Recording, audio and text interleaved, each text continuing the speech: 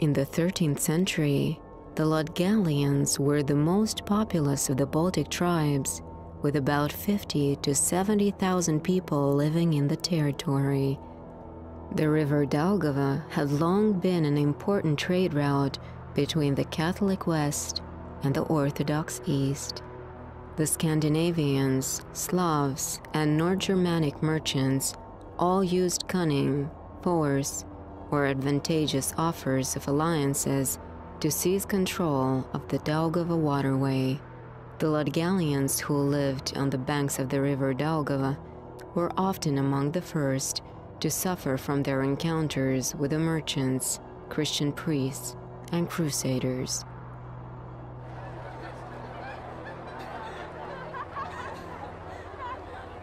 In Latgalia, Christianity was spread by representatives of both the Catholic and Orthodox churches, who fought over the souls of the local pagans.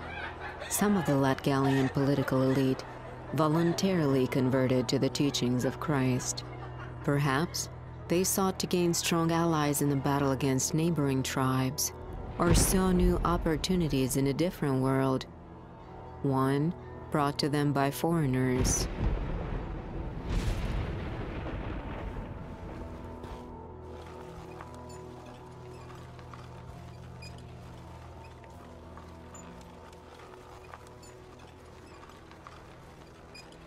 Enemies and allies often switched sides during the Northern Crusades, depending on the situation.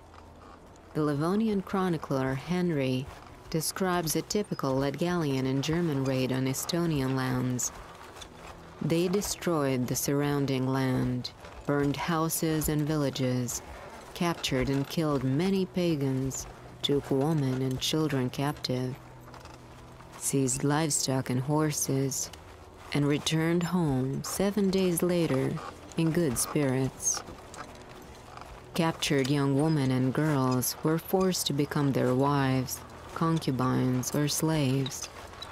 The heads of noble-born enemies became valuable trophies that could later be sold back to their families, who were willing to pay to be able to bury the deceased properly.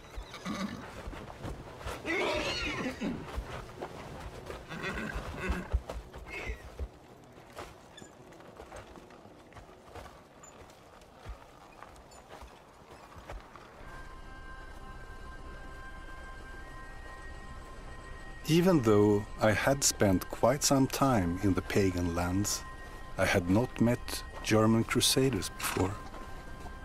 Kuršaitis explained that the pagans and crusaders sometimes joined forces on common raids. Both sides benefited, increasing the prospect of defeating the enemy and pillaging the goods. I couldn't understand how enemies could march together like this. But I suspected that this unlikely alliance might have helped to spread the teachings of Christ and plant God's vineyard in the thicket of the pagans' forests.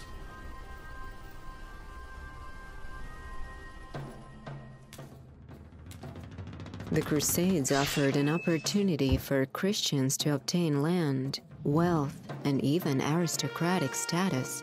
The plunder was perceived as just rewards for the difficult work of spreading Christianity. Not everyone, however, who joined the Crusades to the pagan lands did so solely out of greed. The ideology for the Crusades was purposeful. The Catholic faith must be brought to the pagans neighboring the Holy Roman Empire.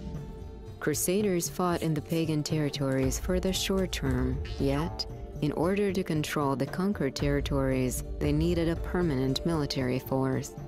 Following the example of the Knights Templar, the first order of knights outside of the Mediterranean was founded in Riga.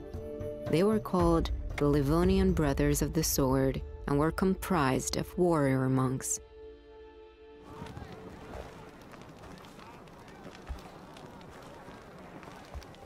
A Holy Father invited us to spend the night in a Crusader camp.